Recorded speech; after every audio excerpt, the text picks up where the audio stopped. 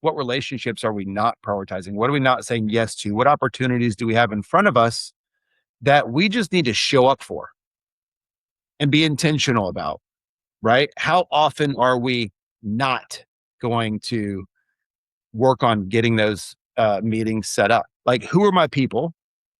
And then we're going to start to get a little bit more granular with that group. Okay. So I want to go into that kind of granularity here a little bit, because I look at this and a lot of y'all have sat in as I've drawn this out on a board before and said, well, who are my friend group that I'm likely to want to spend time with, who I'm going to have an easier time spending time with? So here's an example. These folks go to, let's say they go to a different church and we don't have kids the same age. We could still really very much like each other, but are we going to have any natural crossover? Not a bit, right? I mean, there may be an opportunity for me and him to work together, or she's a family law attorney. Like, maybe I still meet them and refer her if like, there's a divorce or something going on. But there's not going to be natural crossover for us to say hello to each other and engage and get to know each other better. If I've got someone who's at the same age and they go to the same school and they play t-ball together, how much crossover am I going to have? I'm going to have a ton of crossover, right? So that relationship gets easier. That makes sense, everybody? The relationship is easier because I'm not having to plan and coordinate every time we're going to meet up. I get to just show up, because I'm going to show up to my kids' t-ball and I'm going to go to their school event and we're going to be at church together, right? All the things. And there's going to be this natural life overlap. So my question to you is, where are those overlaps already in your life that you're not identifying? Who are the people that maybe you've identified and said to yourself, like she did, oh, they're normal, we should get to know them, that we've not taken this step of actually getting to know? So we want to find and identify those natural overlaps. Now, if I can double down on that overlap a little bit more, because if I can take that overlap of people groups and I can find people that are going to be natural networkers, they're going to be people that have their own businesses, they're going to be people that are in sales of some sort, right? And I can in push into those relationships even at a higher level. Am I going to get more benefit from that or less? I mean, more, right? So some of this is us needing to have our antennas up and being intentional about this. I want to put that on the bookshelf for a minute, right? And let's talk about the greatness tracker, because what I want us to do is start to see how this flows together. This is not a magical piece of paper. You could go to Tom Ferry, you could go to any of these coaching companies, and they're going to have some system that has some similarity to this. Okay. So this is not magic. This is simply a process that we need to understand and lean into. Okay. And so what I want you to think about is the hierarchy of relationships and communication, and the hierarchy of how we actually build relationships. If Dylan and I sit down together and we have dinner together, right? Or let me take this to another level. We travel together. We go to a conference together and we have 2 dinners together, right? And we're leaning into each other and we're learning about each other. That relationship is much further along. What if I simply sent Dylan an email once a week or once a month, right? It could be a really good email. Like, who has like building an email newsletter on their to-do list? I get it. There's a benefit for that, but it is a different level of communication than he and I sitting together, traveling together, doing life together. Okay. So this is simply the hierarchy exposing that. And so it sets goals and objectives around that, because what can we do with an email? We can send it to 10,000 people like that. Okay. So it's scalable, it's leverageable. How many times can I meet with someone to dine with them at a high level, get coffee, whatever, per week even? I mean, if I'm really cranking, like, 5 to 10 will be a lot. Like that. All right, Dylan, you're out. Next, Jeremy. Next, you're out. Brock, right? We could do that. That doesn't necessarily seem like the most relational either, right? So One of them is not very leverageable. It's me and my time with you. The other is very leverageable. Do they both have a place? I think they do have a place. Yeah. But how many of us run around without a playbook for how to do this, right? It's kind of a guess. Each week, I think about doing all of these things and I do none. Okay. So I want to run this down from top to bottom. The Greatness Tracker is organized in terms of more impactful to most leverageable.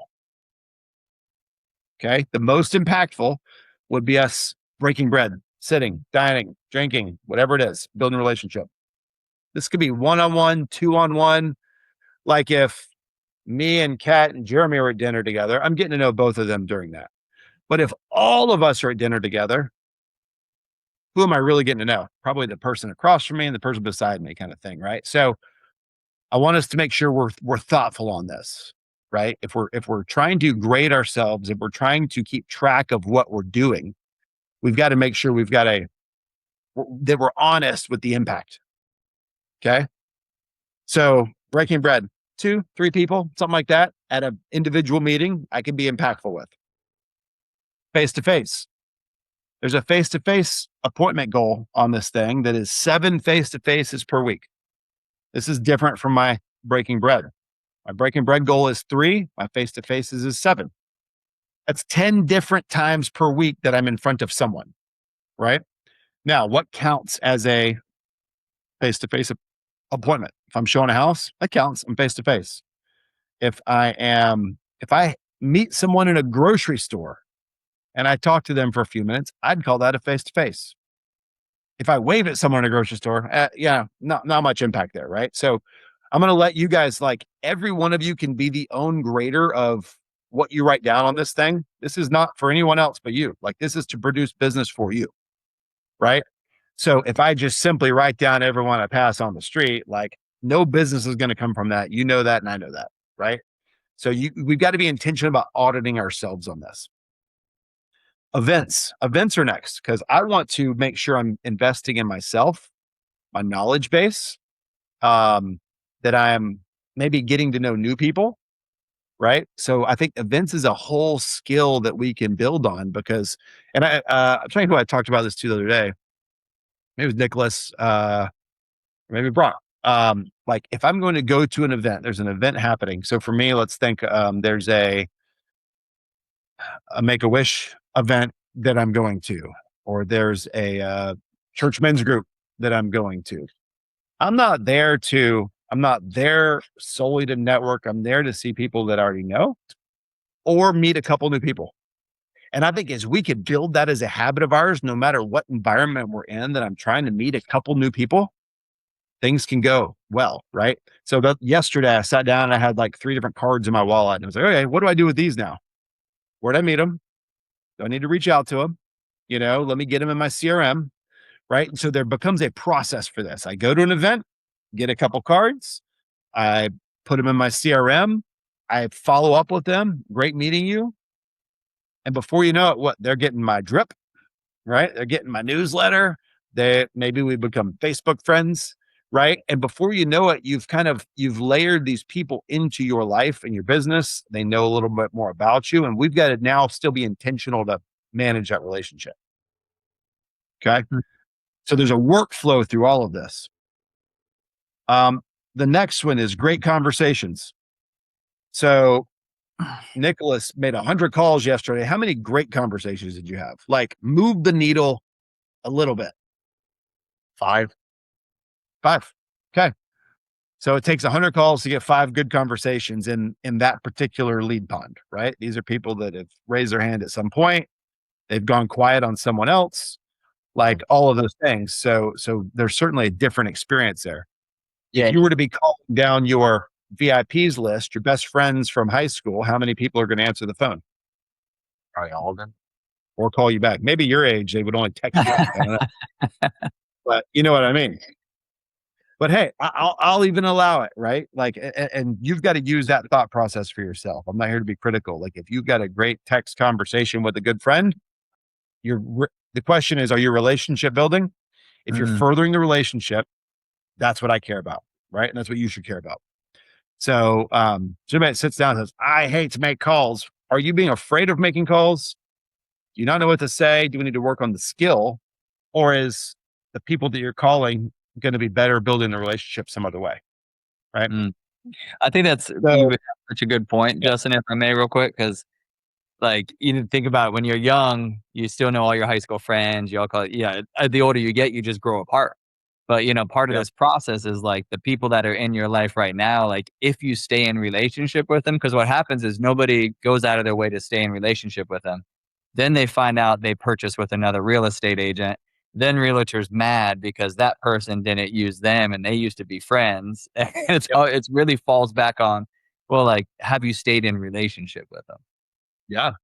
Well, that's why, like, to frame it even more, Zillow has a rule where if, and this happens to us, we have someone in our database that came through Garrett's open house in 2022. I'm not picking on you, Garrett. I don't even know if this is real. 2022. They've been in our CRM for that long. But then guess what? In 2026, they come through Zillow and they request a showing. And that may even default back to Garrett. Mm. And so we could be mad and say, that was my lead. I had them first. Okay, you had their name and their number and their email. They gave it to you when they came through your open house. Did you have a relationship? And so that becomes the rule. Like, and Zillow's just systematic, right? That's the rule that we've agreed to. Like, if we've had bilateral communication with them over the last 6 months, then it's our relationship, and we don't pay Zillow.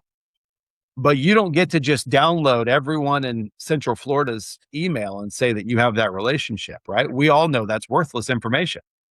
Anyone can do that. So for sure, like, if we're being honest with ourselves, who are we truly in relationship with? And who could we really be upset if they said, ugh, sorry, I bought a house without telling you? Like, you're obviously not in a relationship with that person if you didn't know they were even looking, you know? So just something to really consider. Like, we've got these layers of this depth of consideration. Like, how in relationship are we? We've got a section for lead calls here. So everyone new, I want you to look at the gap in the middle. You've got great phone conversations and lead calls. Nicholas, here's what I would do on that. On Monday, I would write 100 on the lead calls section. Is that what you did? Yeah, I already Made 100 calls. And then I would write the names of the 5 people that I actually had good conversations with. Fantastic. I'm glad you didn't try and write 100 names in there. It wouldn't fit. Okay. But so again, this is not being turned in for credit. This is for us to realize, what effort am I putting out? What am I doing? What's my week look like? Have I done my job this week? I want everyone to feel like I can get up each day and know that I've got a job to do, because prospecting is our number one job, right? Prospecting is our number one job. And if we are not doing it, we will not be successful. We're going to have a smaller business than we desire to have, right? So Nicholas knows if he wants to set 10 people up on searches, what do we got to do today? We want to have 5 more good conversations. We got to make 100 more calls, right? And you might get better at that over time, and you will, where your calls are becoming more impactful and you're calling a better group of people, right? And that's all going to start to change. So we need to be able to step back from this at some point and say, hey, how do I analyze my own efforts? How do I do it more effectively and more efficiently? How do I layer in some leverage with really good touch points of valuable information that I can be dripping to these groups, and then I'm following up with them on it, right? Or I'm having events, or I'm doing a webinar, or whatever else it is. I'm not trying to give you too many ideas to go crazy, because that can get overwhelming. But in time, we're going to develop a little bit more impactful outreach. Okay. Thank you cards. This is great. Who's got a thank you card recently in the mail from someone, or even a text? Like, I like when somebody just sends me a thoughtful text with, hey, thank you, whatever, right? Like, they took a moment to be intentional. Okay. So when we start looking at this and we start saying, how do I fill this up? Because who looks at this and says, that is overwhelming? It's a lot of boxes. Okay. It's a lot of boxes. The challenge is, how do I start to stack the information here? So let me lay this out here for a minute. I'm going to go to an event. I'm going to meet a new person. I'm going to reach out to them and have a great phone conversation. Ultimately, I'm going to set up a face-to-face meeting or maybe breaking bread. Okay. I'm going to send them a thank you card for meeting or a note that it was great meeting you at the event. We should get together sometime. Boom, we'll get together. So you can see how one relationship could be at multiple parts on this greatness tracker. You guys see the flow? If everybody's only on one spot here ever, we're not deepening the relationship. Okay. So to actually do this properly and well, you're going to have the same name on here multiple times because I'm meeting them at an event. I'm scheduling a face-to-face. I'm sending them a thank you note. And eventually at the bottom, they might even send me a lead. They might become a VIP I call every week. Right. But we'll never know if we're not taking the steps of building that relationship on the front end. Okay. Because what we're doing as we go throughout our life is we're trying to identify who are the people that I need to be really spending time with, investing in. And this is not solely to build a business. I'm telling you, we've got to have some understanding here that we're trying to build relationships that we like, that are easy. Anybody got any hard relationships in their life that when somebody calls, you're like, ugh, I don't even want to answer their call. Like that's not the people we want in our that we want to be building our life around. Okay. I only build up people that I'm like, boom, I'm glad they called me because I was about to call them. I was wondering what was going on with them this week. And I'll put it this way. Somebody that, man, if I don't talk to you for 2 or 3 weeks, you don't just assume I've fallen off a cliff and I'm, not interested in being friends anymore. Okay. I like using it as an example because it's an easy one. Y'all can maybe relate. Who's got a sibling they're close with? Anybody? Who talked to their sibling yesterday? Okay, cool. All right. More than I thought. I'll say this, and maybe you can relate with this. If I didn't talk to my brother for a month, which has happened, is he going to be like, oh, is the relationship going to be weird? Or are we going to just pick back up? We're going to pick back up. Dude, what's been going on? You've been busy. I know. Like, there's no malintent there, right? There's no belief that, man, they don't like me anymore. Did I do something wrong? Did I say something? No, get over it. Because you can say that to a sibling. We want to if you put that as like the pinnacle of where you want your relationships, we've got to find people that relate in the same way, right? That we can relate with. This doesn't mean we're not going to have some challenging relationships that we're trying to build business with. Okay. But I just think I kind of use that as like the pinnacle of those are the friends I want. They're not ones that I've got to like be on my P's and Q's with all the time. Okay. So I want to pause here for a minute because this can be a lot. What you will see here, just to kind of frame it out, there we are. The top section, and this is impactful here, down to here is stuff that you can control completely. You guys understand that? How much of that is of this page? That's 95% of the page is stuff that you can control. The bottom section is what comes of it. Leads, closings, listings. Those are results of output. See? So when we say, well, I want my business to be bigger, and we look at this and it's blank, that's the problem. It's the output. Intentionality, right? It's not being intentional about it. Nicholas. I see on the leads part, there's like a 1 and then a 2. Is that like 1 point lead and then 2 point lead, like good and not good, or how does that work? Or what is that? No, it's just lines. I mean, if you get more than 2 leads in a day, good job, squeeze it in. Okay. Most And people don't. what would classify as a lead? Like what would be a good? Yeah. So, good question. I think if somebody, like last night I got the call, hey, yeah, we're looking to buy, want to move closer to the kids' school, whatever. Obviously a lead. That's an easy one. If I would even write down if someone told me about a lead. Hey, my mom, I'm going to have to be selling my mom's house. Right. And so I'm trying to figure that out. I would note that on my lead tracker as a lead, even though I haven't spoken with mom yet. I haven't, because I want to make sure I pencil it in and don't forget about it.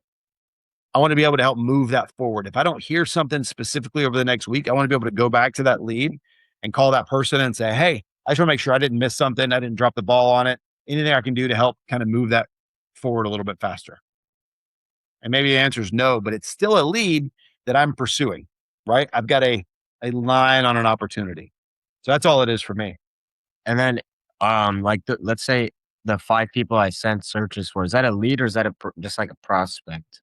Yeah, I mean, well, lead prospect, it's kind of an interchangeable term, right? Oh. So yeah, it's both. I would say that is a in our CRM, it's more of a stage. And Stage. so everyone who may buy something in the future they might be getting sent properties, they might be a really hot lead that needs to buy this month. They might be, so your goal is to, now you've identified them. And now we're trying to figure out, how do I help move that forward? Again, I've got mom's house and they're saying, well, before we sell the house, we've got to get mom moved to this facility and we're waiting on that to open up. And then we're going to have to replace the carpets and this, right? And so there's this set of things that need to happen before that. It's just a project. So is it more or less of a lead than it would have been if I got called later? No, there's just a lot more waiting time, right? And a lot of us are very impatient. Okay. Who's impatient? Yeah. Like, come on, let's go. So we've got to be able to start to identify those and have a plan for how to help move them along. Same thing with a buyer you're talking about. The next set of questions for them, as you can follow up with them, is like, what's driving your move? Like, if you find out they've got a lease that's coming due up at the end of December, like, that's a legitimate timeline. We need to be not taking this not seriously. Like, we need to have a plan behind our move. Have we taken steps towards, pre-approval? Have we taken steps? I get an amen that. Have we taken steps towards actually setting foot in the house, and starting to look, deciding where they want to be. So everybody's going to be on this line of starting to. So, like, I guess you go to the question of, like, someone who says, yeah, I want to buy a house in 2027. Is that a lead? Who says that's a lead?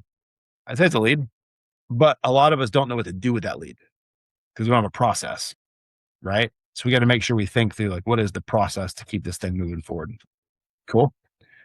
What else? We've gone over a lot. And this is not the end. We're going to keep hammering a lot of this. So say you have a lead that's looking in 2027. So what would be your process of, like, how much you want to follow up with them? Yeah, everyone's different. So it's yeah, I think there's 2 parts. There's the part of kind of trying to further the relationship, right? Like, I want to solidify my place as their representative when that time comes. Okay.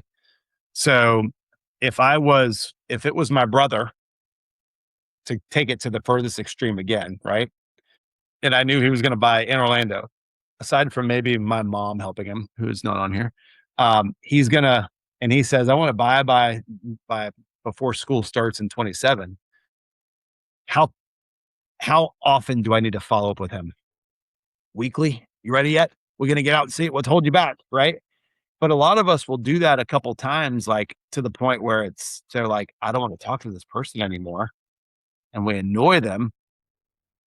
And then we stop following up because they stop responding. And it was a lead, but we've just kind of spoiled it because we're impatient. With your brother, what are you going to do? You're going to expect him to, I'm going to be one that's going to push him in spring and say, all right, it's time for us to get real serious. If you really want to be in before August. So there's the relationship piece, like, how serious is that? 2, the search piece, and so, like, I want to set the stage for, hey, that's a little ways away. I think we should schedule a meeting for, like, March to get our heads together and make sure we got a plan going into the summer. But until then, I'd love to have you set up on a search so that you can kind of start to see the areas in the market, so we can hone in our search criteria, so that when it's time, we know what we're doing. We know what's out there. We know what we're looking for. Right. So I don't want to, maybe I'll send you something once a week kind of thing until then. Cool. And we can get on a workflow that says, okay, we'll be ready for that time. Cause now I've got 10 houses they liked that sold. they've got a comfortability around the price, the location, all these things. Until now our search is much easier. Right. So it's not a perfect science. It's way easier if they're ready to buy and they're buying in, let's by October. Right. But that's just not the reality most of the time. Does that help? Is important. It's easy to get frustrated or confused with what to do every day. I'm thinking about, should I post on social media? What you should I do mail or should I go to this event? Like when all else fails, go back to the greatness tracker, make your calls, and then that will help fill out and answer some of those questions of what you should be doing. So I need to pull out my greatness tracker and get back to it so it can help, focus me back. So That's good. I'll say most people that, and me included, that do this well, I like to have it on a clipboard and I like it beside me at all times. And it becomes, I was trying to describe it to Brock, and I'll show you one day. Sometimes they barely make it through the week. They got coffee stains and, notes scribbled on it. Like the goal is not that it is like this picture perfect business plan. The goal is that it is an experience of the activity that I'm doing, the relationships we're building. And most of the time, this all translates back into Follow Boss or Lofty, right? Because the activities, the emails, the text, like a lot of it is flowing through there anyway. So I've got it tracked. This is more for me to show up and say, man, I'm behind for the week, right? Because when you see your great conversations for the week and it's Friday and you're looking and you've got like 10 great conversations, you say, what have I been doing? What have I been doing? I've been drowning in things that are not important, apparently. So it's kind of a nice refresher to be able to look at and kind of understand where we're make us a little more hungry. yeah, I mean, it is satisfying to see it filled up for sure. All right, I was productive. I did some work today. So what I'll challenge you is every week we get to start again, but a really good week. If anybody's ever had a really good week where you're start to finish, Monday you've got your plan, Tuesday you execute, you got a good lunch, a good meeting, a good listing appointment, whatever it is. Typically, do you start scheduling all of those things on Monday morning when you have a really good week? And I'll say I do not. Like my really good weeks are set the week before or sometimes 2 weeks before, right? Because we're always working on scheduling meetings out, right? If I'm trying to meet somebody in an event today, I'm not saying, let's go get lunch tomorrow, right? Maybe it works out, but 9 times out of 10, we're saying, hey, what's next week look like for you? Boom, let's get on the calendar. So I'm showing up to next week, yielding fruit from the week prior. Okay. So that would be the challenge is you've got one of these sitting beside you. You're looking at this week's. Go ahead and get next week's ready. And as you're making calls, try to be filling out or preparing next week. So you've got your 2 or 3 breaking breads already set. Hey, let's get coffee on the calendar. It's been too long since we've gotten together. Right. And so we're starting to get it scheduled so that we don't have that issue.